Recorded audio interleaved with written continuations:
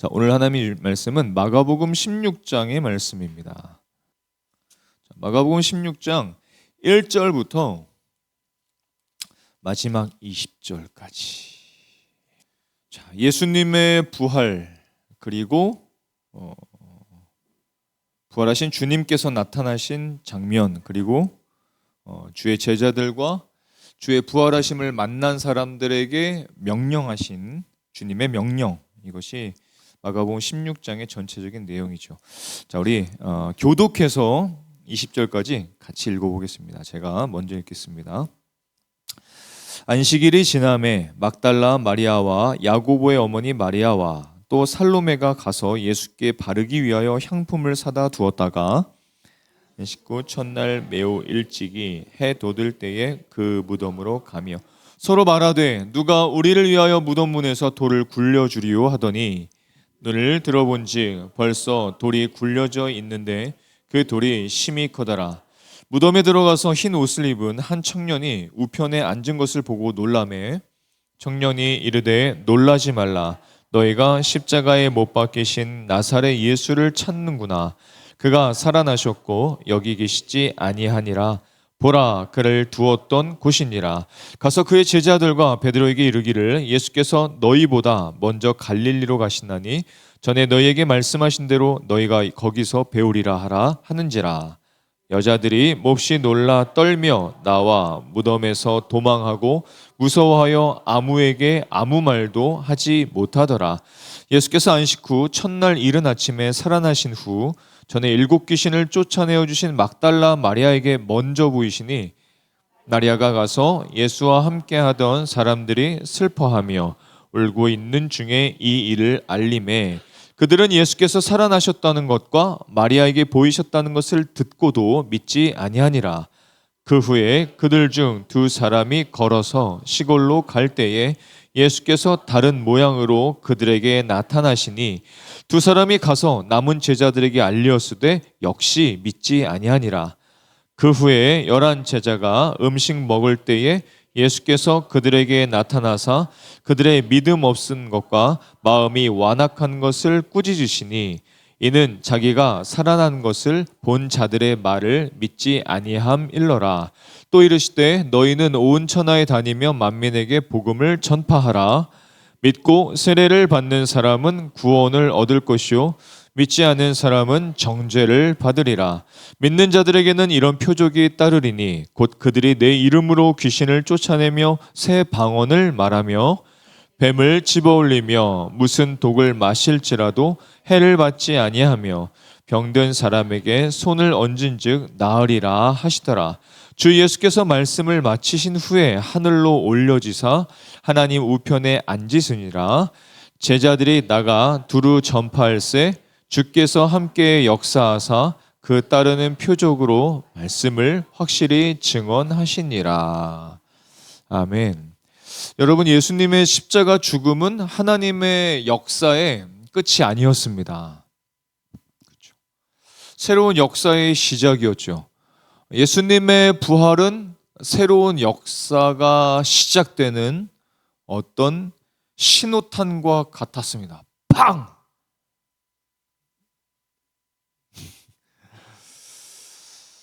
제자들은 놀랍게도 대부분 세상적으로는 평범한 사람들이었죠.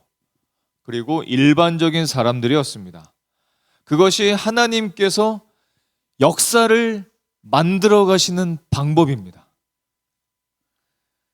이것이 또 하나님이 저와 여러분을 그리스도인으로 부르신 이유 중에 하나입니다. 그리스도인으로 불러주셨다는 것은 하나님께서 저와 여러분을 통해서 새롭게 펼치실 역사가 있다는 것이죠.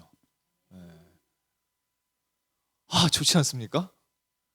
하나님께서 나를 통해서 이루어 가실, 새롭게 하실 역사가 앞으로 있다는 거예요. 그 기대하는 사람은 미래가 달라지겠죠. 근데 반복되는 어떤 삶 속에 묻혀 있으면 그걸 잘 보지를 못할 겁니다. 자, 그래서 누군가가 말하기를 이런 말을 한 적이 있습니다. 기독교 역사는 평범한 사람들을 통해 만들어가는 하나님의 비범한 역사다. 오늘 마가복음의 마지막 장, 16장의 말씀은 예수님께서 죽으시고 십자가에서 죽으시고 끝나시면서 역사가 끝난 그런 것이 아니라 예수님의 부활을 통해서 새로운 역사가 시작되는 장입니다. 새로운 챕터예요. 그래서 마가복음 16장은 마가복음의 끝으로 볼 수 있겠지만 새로운 역사가 시작되는 뉴 스타트, 뉴 비기닝 또 있는데 새로운 시작이 16장서부터 펼쳐지기 시작하는 겁니다. 끝난 게 아니라는 거예요.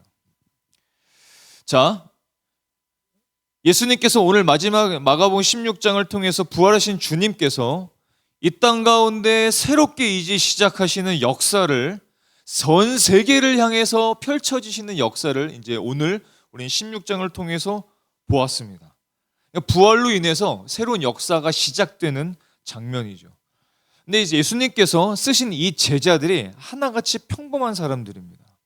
근데 평범하지만 특징이 있습니다. 그 특징이 뭘까를 좀 보고자 합니다. 자, 이 장면을 통해서 이 장면을 우리에게 보여주시는 이유는 하나님께서 저와 여러분이 또 이 새로운 역사에 동참하기를 원하신다는 것이죠. 그렇다면 하나님은 저와 여러분의 삶을 어떻게 인도하실까? 우리는 어떻게 그 새로운 하나님의 역사에, 하나님이 펼쳐가시는 역사에 우리는 어떻게 하면 동참할 수 있을까? 우리는 그 역사에 동참하면서 어떤 놀라운 은혜를 받을 수 있을까? 이 질문들에 대한 답을 오늘 본문을 통해서 함께 생각해 보고자 합니다. 오늘 본문에 나온 여러 사람들이 있는데 이 여러 사람들을 주님께서 새로운 역사의 주인공들로 사용하셨죠. 어떻게 저들은 이 위대한 복음의 역사에 쓰임 받을 수 있었을까? 주님은 어떻게 이 사람들을 인도하셨을까? 세 가지로 함께 생각해 보고자 합니다. 첫 번째는 주님께서 이 사람들에게 주신 것은 무엇이냐면 은혜를 주셨습니다. 은혜를 주셨어요. 이 사람들의 한결같은 특징은 무엇이냐면 예수님의 은혜를 경험했다는 겁니다. 은혜를 경험했어요. 예수님께서 저들에게 은혜를 베풀어 주셨습니다. 왜냐하면 예수님의 은혜를 체험하지 않고는 예수님의 증인이 될 수 없기 때문에 그렇습니다. 증인은 본 것 없이, 체험 없이 증인이 될 수 없습니다. 보지 않았다면, 들은 것이 없다면, 기록된 것이 없다면, 내가 말할 증거가 없다면, 내놓을 증거가 없다면 그 증인은 증인으로서의 가치가 없는 거죠. 예수님께서 이 제자들과 또 여인들에게 나타나셨던 이유는 무엇이냐면 저들로 하여금 은혜를 체험하게 하셔서 부활하신 주님을 만나게 하셔서 저들로 하여금 예수님의 증인으로 삼아주신 겁니다. 사실은 택함을 받은 거죠. 저와 여러분들은 택함을 받은 사람들입니다. 굉장한 은혜 아닙니까? 본문의 사람들은 예수님의 은혜를 체험했습니다. 예수님께서 복음을 전하실 때 12제자만 함께 한 것은 아니었죠. 제자들과 더불어서 여러 여인들이 복음서에 보면 많이 등장을 합니다. 저들은 어떤 경험을 했었냐면 귀신이 쫓겨나가거나 아니면 병고침을 받은 그런 사람들이었습니다. 공통점은 은혜를 받은 사람들. 다 은혜를 받은 사람들이에요. 그래서 예수님께 은혜를 받았기 때문에 은혜에 감사하잖아요. 은혜 감사하니까 예수님께서 죽으신 이후에 그 다음날 일찍 해 돋을 때 향품을 가지고 무덤을 찾아온 것입니다. 그런데 예수님께서는 지금 어떻게 죽으셨어요? 십자가에서 처형당해서 죽으신 거지 않습니까? 근데 그런 자를 위해서 향품을 가지고 온다? 그것은 다른 사람들에게 처벌을 받거나 비난을 받을 만한 일입니다. 근데 이 여인들은 그것을 알면서 온 거예요. 왜? 은혜를 받았으니까. 은혜를 체험했고 은혜를 경험했으니까 사람들의 시선과 이목은 그렇게 중요하지 않았다는 것입니다. 그게 은혜를 받은 사람들의 공통점 아니겠어요? 은혜를 받은 사람의 공통점입니다. 십자가의 은혜를 삶으로 체험했기 때문에 부활의 증인이 될 수 있었습니다. 하나님께서 저와 여러분에게 은혜를 주시는 이유도 사실 동일하지 않습니까? 동일합니다. 우리는 알든지 혹은 깨닫지 못하든지 항상 주님의 은혜 아래에서 살아가고 있습니다. 은혜 아니면 살아갈 수 없죠. 근데 은혜를 주시는 이유는 무엇이냐면, 가장 큰 이유는 우리에게 은혜를 체험하게 하셔서 그 은혜를 주신 예수님을 증언하기 위해서, 증거하기 위해서 우리를 은혜를 주시는 것이죠. 자, 두 번째가 있습니다. 첫 번째, 예수님께서 우리들을 예수님의 증인, 부활의 증인된 삶을 살게 하기 위해서는 은혜를 주시고, 두 번째는 예수님의 부활을 믿게 하십니다. 저 여러분들은 예수님의 부활을 믿으시는지요? 네, 말씀을 통해서 우리는 예수님의 부활을 믿은 사람들이 되었습니다. 부활을 믿지도 않고 부활의 증인이 될 수는 없는 것 아니겠습니까? 저들은 예수님의 부활을 믿은 사람이 되었어요. 제가 믿은 사람이 되었다라고 말한 이유가 있습니다. 왜 그렇게 말하냐면은, 주목할 것인데, 이것은 무엇이냐면, 이 사람들이 처음부터 예수님의 부활을 믿었던 것이 아니라는 겁니다. 처음부터 믿은 게 아니에요. 이 여인들이 예수님의 무덤에 왔던 이유는 주님께 받은 은혜 때문에 감사해서, 또 예수님을 사랑하는 애정이 있어서 그 시체에 향유를 발라드리기 위해서 온 거예요. 그냥 예수님의 부활을 믿고 온 게 아니었습니다. 그래서 예수님의 부활을 처음 접했을 때 저들의 반응을 보면 알 수 있죠. 마가복음 16장 8절 말씀을 보면 이렇습니다. 같이 읽어보겠습니다. 여자들이 몹시 놀라 떨며 나와 무덤에서 도망하고 무서워하여 아무에게 아무 말도 하지 못하더라. 지금 여자들은 예수님의 부활을 믿지 않은 상태에서 온 거예요. 만약 부활을 믿고 기대하면서 만약에 무덤에 왔더라면은, 거봐, 예수님 부활하셨어, 놀라지도 않았을 거예요. 나는 한 번도 의심하지 않았어, 이렇게 말했을지도 모르죠. 근데 성경을 보니까 이 여인들이 도망가거나 아무 말도 못했다, 이렇게 말씀합니다. 왜냐하면 저들은 부활에 대한 기대가 사실 없었기 때문에 그렇죠. 그래서 놀랐고 떨었고 도망갔고 무서워했고 아무 말도 할 수 없었던 것입니다. 자, 그런데 이 여자들뿐만이 아닙니다. 이 여자들로부터 부활의 소식을 들은 예수님의 제자들, 그 예수님의 제자들도 똑같았습니다. 11절의 말씀을 읽어보겠습니다. 시작. 그들은 예수께서 살아나셨다는 것과 마리아에게 보이셨다는 것을 듣고도 믿지 아니하니라. 이 제자들도 그 소식을 들었지만 믿지 않았다고 말씀하세요.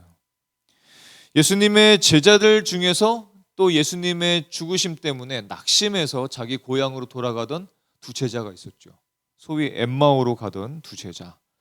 그 두 제자가 있는데 그들도 예수님의 부활을 믿지 않았었습니다. 그리고 그 두 제자로부터 부활의 소식을 나중에 듣는 11제자, 그 11제자도 음식을 먹을 때 부활하신 예수님께서 나타나셨지만 실제로 저들은 처음엔 믿지 않았어요. 예수님의 제자들도, 예수님을 사랑하던 여인들도 하나같이 예수님의 부활을 믿지를 않았습니다. 마가복음 16장 13절부터 14절까지 말씀을 한 번 더 읽어보겠습니다. 시작.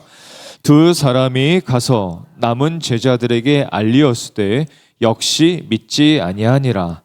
그 후에 11제자가 음식 먹을 때에 예수께서 그들에게 나타나서 그들의 믿음 없는 것과 마음이 완악한 것을 꾸짖으시니, 이는 자기가 살아난 것을 본 자들의 말을 믿지 아니함일러라. 무슨 말이 반복되냐면 믿지 않았다, 믿지 않았다, 믿지 아니함일러라.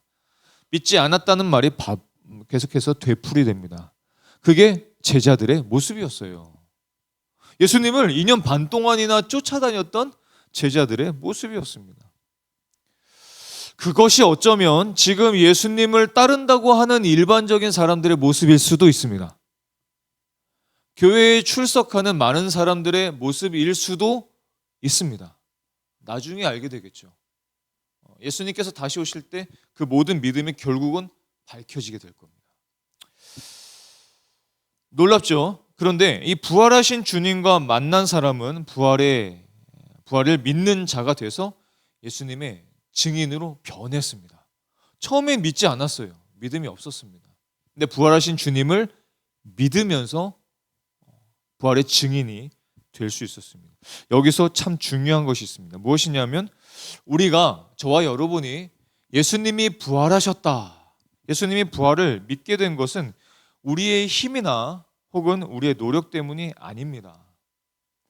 우리가 예수님의 부활을 믿고 있다, 정말로 믿고 있다면 그것은 우리의 노력이나 공로로 믿게 된 것이 아니라 순전히 은혜 때문에, 말씀 때문에, 또 성령의 역사 때문에 우리가 예수님의 부활을 믿게 된 것입니다. 이게 은혜죠. 근데 이것이 참 중요합니다. 왜냐하면 앞으로도 그 믿음으로 살아가는 것이기 때문에 그래요. 결국은 그 믿음이 중요한 것인데, 앞으로 살아갈 모든 인생도, 그리스도인의 삶도 믿음으로 살아가는 것인데, 그 믿음을 갖고 살아가느냐, 아니면 난 이제 믿으니까 다른 것이 좀 필요해 라고 살아가느냐, 그럼 미래가 달라질 수밖에 없을 거예요. 점점 교회들도 세속화되죠. 복음을 전할 때도 마찬가지입니다. 복음을 전할 때도 똑같아요. 점점 교회들이 세속화되고 덩치도 커지고 세속화되면서 복음, 예수님을 믿는 사람들의 증언, 예수님은 부활하셨습니다, 예수님은 살아계십니다, 예수님이 우리와 함께 하십니다, 이 복음, 이 복음과 복음을 전할 때의 역사하시는 성령의 도우심, 성령의 역사를 의지하는 것보다 다른 것들을 의지해요. 돈이 많아지니까 돈을 많이 의지하고, 아니면 세상의 문화 속에 좀 우리가 들어가야 된다고 생각하니까 세상의 문화들을 의지하면서 복음을 자꾸 전하려고 합니다.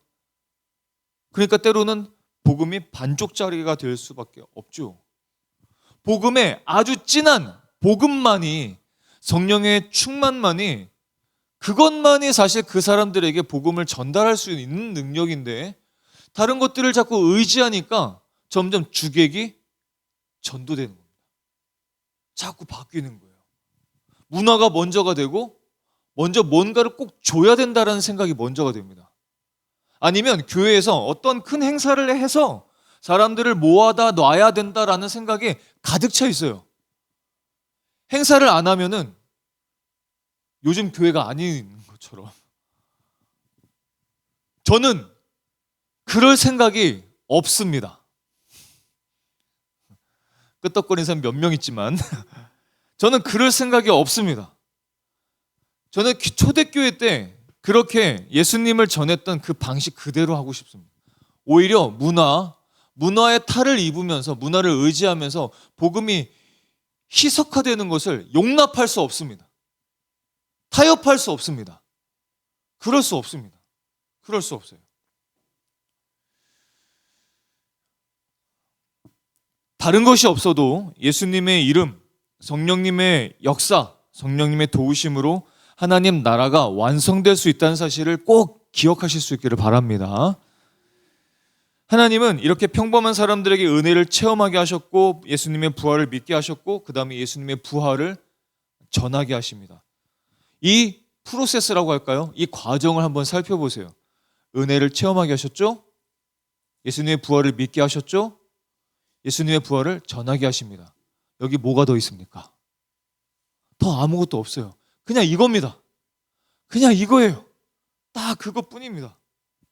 자, 무덤에 나타난 사람들이 청년의 모습으로 나타난 천사를 무덤에서 만나죠. 6절의 말씀을 같이 읽어보겠습니다. 6절입니다. 시작. 청년이 이르되 놀라지 말라.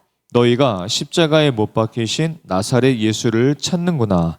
그가 살아나셨고 여기 계시지 아니하니라. 보라, 그를 두었던 곳이니라.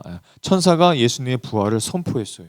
그리고 가서 예수님의 제자들과 베드로에게 예수님께서 먼저 갈릴리로 가실 테니까 거기서 예수님을 보게 될 거야 라고 전해 주었습니다. 근데 여기에서 이 말에서, 이 천사의 말에서 중요한 말이 두 가지가 나옵니다. 두 가지가 무엇이냐면, 하나는 따라해 볼까요? 가라. 다시 한번 가라. 두 번째는 말하라. 다시 한번 말하라. 두 가지입니다. 가라, 또 뭐죠? 말하라. 말하라 전에 뭐죠? 가라. 가라 하고 말하라. 딱 두 가지입니다. 딱 두 가지예요. 예수 그리스도의 부활 사건 앞에 여인들은 처음에 황당했고 믿을 수 없었고 겁에 질려 있었습니다. 자, 그럼에도 불구하고 천사가 말했을 때 하나님의 임재를 느끼면서 그 말에 순종했습니다. 두 가지의 말에 가라, 또 하나 뭐였죠? 말하라. 이 두 가지를 순종했습니다. 마가복음 16장 10절의 말씀을 읽어보겠습니다. 자, 시작. 마리아가 가서 예수와 함께 하던 사람들이 슬퍼하고 울고 있는 중에 이 일을 알림해. 자, 이 말씀 중에서 찾아보세요. 마리아가 가서 예수님과 함께 하던 사람들이 슬퍼하고 울고 있는 중에 이 일을 말해줬습니다. 두 가지를 한 거예요. 가서 알려줬습니다. 우리가 주님의 말씀을 믿고 예수님의 말씀을 믿고 나아가서 순종할 때 우리의 삶에 놀라운 일들이 일어나게 되어 있습니다. 그럴 수밖에 없어요. 그게 예수님의 약속이기 때문에 그렇습니다. 약속이에요. 예수님의 약속입니다. 사람의 약속이 아니라 하나님의 약속입니다. 네가 주일날 들었던 그 말씀을 듣고 믿고 나아가서 선포해서 내가 살면은 그 말씀이 내 삶 속에 이루어진다는 겁니다. 성취된다는 거예요. 변한다는 겁니다. 지난 부활주일날 부활을 믿고 나아가는 부활에 증인된 삶을 우리가 나누었죠. 그 삶을 믿고 나아가서 부활의 증인을 된 삶을 살았다면 아마도 그 전에 부활절하고는 좀 더 다른 우리 마음의 변화가 생겼을지 모릅니다. 제가 요새 가끔 강조드리지만 주일날 들었던 그 말씀을 순종했을 때 어떤 일이 일어날지를 한번 시험해 보세요. 정말 한번 시험해 보세요. 어떤 용서하라라는 말씀을 나누었다면 용서해 보고 한번 실천해 봐라. 믿음으로 살아봐라 라는 말씀이 주어진다면 그렇게 믿음으로 사는 겁니다. 그렇게 살아보는 거예요. 그렇게 살아야 이 현실을 극복할 수 있는 힘이 생겨요. 그렇지 않으면 힘이 생길 수가 없습니다. 근데 이 여인들은 지금 그 천사의 말을 하나님의 말씀으로 받고 가서 알려주었습니다. 예수님께서 십자가를 순종하셨기 때문에 많은 사람들이 하나님의 백성이 되었습니다. 그런 거죠. 똑같습니다. 여러분의 순종은 그냥 한 사람의 순종으로 끝나지 않습니다. 여러분들의 순종은 많은 열매를 낳게 될 것입니다. 얼마나 큰 은혜입니까? 이런 인생이 정말 기적의 인생 아닐까요? 사도 바울이 자신이 그렇게 쓰임받는 것을 인해서 감사하면서 이렇게 고백을 했습니다. 어떻게 고백을 했는가? 고린도후서 2장 14절로 15절까지 말씀을 같이 읽어보겠습니다. 자, 시작. 항상 우리를 그리스도 안에서 이기게 하시고 우리로 말미암아 각 처에서 그리스도를 아는 냄새를 나타내시는 하나님께 감사하노라. 우리는 구원받는 자들에게나 망하는 자들에게나 하나님 앞에서 그리스도의 향기니. 자신이 혹은 저와 여러분이 그리스도의 뭐라고 말씀하세요? 향기라고 말씀합니다. 향기예요. 우리는 향기입니다. 사랑하는 성도 여러분, 이 말씀은 또 오늘의 마가복음 16장의 말씀은 마리아나 사도 바울에게만 주신 명령이 아니죠. 그 다음 제자들 그리고 이 시대의 제자들에게 동일하게 주시는 사명입니다. 인생의 중요한 목적이죠. 그래서 마가복음 16장 15절에서 이렇게 말씀하십니다. 또 이르시되 너희는 온 천하에 다니며 만민에게 복음을 전파하라. 주님의 명령에 기쁨으로 응답하는 것을 우리가 뭐라고 부르냐면 순종이라고 말합니다. 순종. 주님은 순종하는 자들에게 놀라운 약속을 주시는데 그것이 17절로부터 18절까지의 말씀입니다. 같이 읽어보겠습니다. 믿는 자들에게는 이런 표적이 따르리니 곧 그들이 내 이름으로 귀신을 쫓아내며 새 방언을 말하며 뱀을 집어 올리며 무슨 독을 마실지라도 해를 받지 아니하며 병든 사람에게 소원을 얹은즉 나으리라 하시더라. 아멘. 저는 주님께서 이 약속을 저와 여러분들에게도 주신 줄 믿습니다. 그렇다면 우리는 이렇게 해보면 정말 좋겠습니다. 해보면 좋겠습니다. 귀신을 쫓아내고 새 방언을 말하고 그리고 병든 사람에게 손을 얹는 거. 그래서 예수님의 이 약속이 나에게 혹은 우리 가족에게 나의 삶에 내 이웃에게 정말로 그 약속이 성취되는 것을 경험해 봤으면 좋겠어요. 더 많이 경험해 봤으면 좋겠어요. 많이 경험해 봤으면 좋겠습니다. 이렇게 많이 경험하게 되면 어떻게 될까요?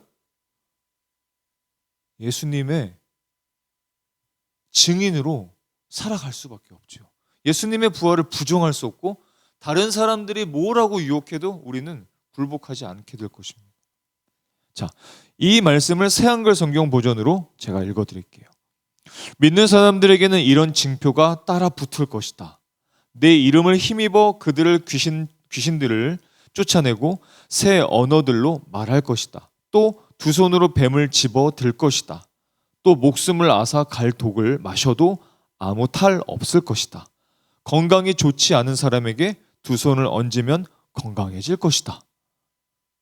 아멘. 예. 이 말씀을 정말 믿으실 수 있기를 바랍니다. 하나님의 뜻을 이루기 위해 가서 부활의 증인이 될 때 하나님께서 베풀어 주시는 아주 특별한 약속이에요. 아주 특별한 약속입니다. 자, 20절의 말씀을 읽어보겠습니다. 자, 시작. 제자들이 나가 두루 전파할새 주께서 함께 역사하사 그 따르는 표적으로 말씀을 확실히 증언하시니라. 새한글 성경 버전 제가 읽어드릴게요. 정말로 제자들이 예수님의 이 말씀들을 결국 믿고 나가서 이것이 실현되기 시작하는 거죠. 성취되기 시작하는 거죠. 그것이 성경에 기록된 겁니다. 제자들로 말하자면 그들은 나가서 어디서나 복음을 선포했다. 주님이 함께 일하셨고 뒤따르는 징표들로 그 말씀을 굳게 뒷받침해 주셨다. 네.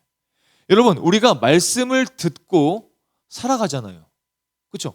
수없이 많은 말씀을 듣고 살아가는데 그 말씀이 내 안에서 굳게 서지 못하는 이유, 그 말씀이 계속해서 나에게 믿음이 되지 못하는 이유, 그 말씀이 정말 내 안에서 살아있는 어떤 역사로 나타나지 못하는 이유 중에 하나가 무엇이냐면 순종하지 않기 때문입니다.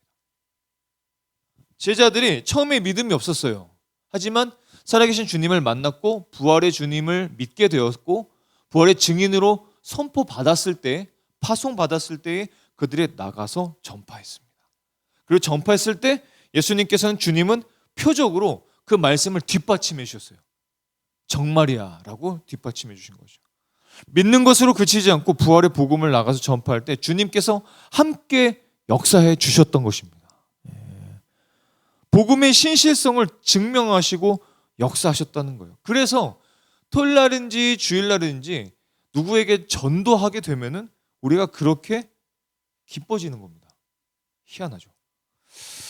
역사가 이제 우리에게까지 왔고 이제 우리를 통해서 이 역사가 진행되기를 원하시고 계십니다. 지금도 주님께서는 하나님 나라를 이 땅에 확장시키고 복음의 영광을 드러내시기 위해서 주의 말씀에 순종하는 자들을 찾고 계십니다. 하나님은 분명히 우리가 순종하며 나아갈 때 기적으로, 표적으로, 표징들로 우리와 함께 해 주실 것입니다. 우리가 해야 될 일은 하나님의 말씀을 사랑하고 믿고 순종하면서 살아가는 거죠. 그러면 나머지의 삶은 주님께서 채워주시고 우리를 인도해 주실 것입니다. 그래서 마태복음 6장 33절에 이렇게 말씀하시죠. 그런즉 너희는 먼저 그의 나라와 그의 의를 구하라. 그리하면 이 모든 것을 너희에게 더하시리라. 우리에게 말씀하셨습니다. 이 약속을 믿음으로 저와 이런 부활의 증인된 삶을 살아가실 수 있기를 예수님의 이름으로 축복합니다. 기도하시죠.